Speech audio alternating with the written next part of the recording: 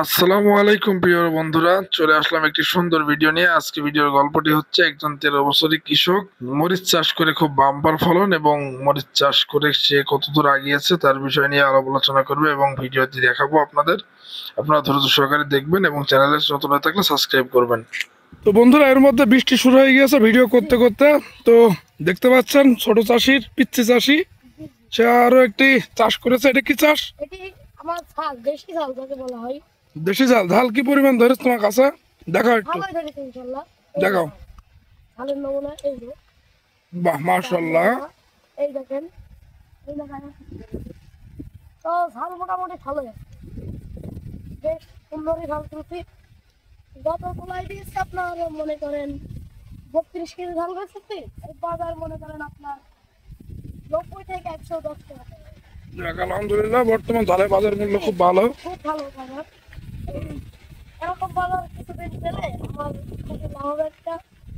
তো এই ভালো ধরুন আমি ভালোই যত্ন করেছি। আমি একটা ঝাল দেখছি গাছে, খুব জি। ভালো ঝাল ধরে, দেখা একটু। খুব সুন্দর ধরেছে ঝালটা।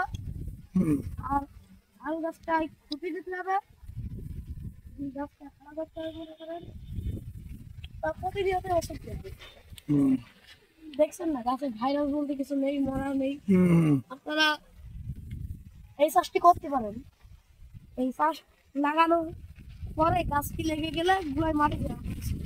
আমি দিয়েছি যেমন, হুম। তারপরে গাছটিতে খুঁটি দেওয়া উচিত। আমি এই টাইমে বাঁশ ধরেন পাইনি, কিন্তু রক্ত পরিমাণ পেরেছিলাম বলে একটা দিন। যাক, ধন্যবাদ। তাহলে এই ঝালে কি পরিমাণ ফলন হয় এক বিঘা জমিতে? 1 বিঘা জমি লাগালে আপনার পরিপূর্ণ ধরন হলে 6 থেকে 8 টন পর্যন্ত হতে পারে। প্রতি তুলাই? জি। যাক, আলহামদুলিল্লাহ। তাহলে বন্ধুরা, সব ভালো থাকবেন, সুস্থ থাকবেন এবং পিচ্ছি চাষের জন্য দোয়া করবেন। সে অল্প বয়সে অনেক দূর আগিয়ে গেছে, যেন আরো আগাতে পারে। তো বৃষ্টির কারণে ভিডিও খুব বেশি বড় করতে পারলাম না। আসসালামু আলাইকুম।